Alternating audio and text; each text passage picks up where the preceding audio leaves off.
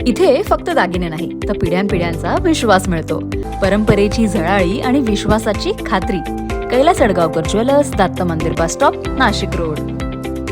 4 वर्षापासून फरार असलेला घरफोडीतील आरोपी क्राईम ब्रँच युनिट 1च्या ताब्यात. याबाबत पोलिसांनी दिलेल्या माहितीनुसार क्राईम ब्रँच युनिट 1च्या पथकाला मिळालेल्या माहितीने 4 वर्षापासून फरार असलेला रोहित एकनाथ लोटे हा द्वारका परिसरात असल्याची माहिती मिळताच पथकाने कावेरी हॉटेल द्वारका येथे सापळा रचून त्याला ताब्यात घेतलं.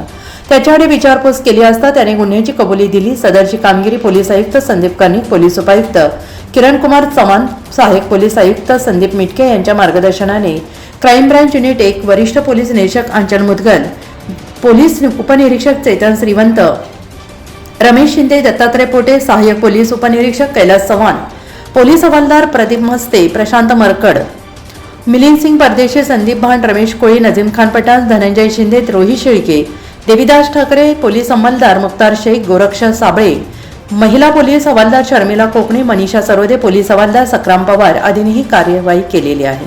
NCA न्यूजसाठी रोहन दानी, नाशिक.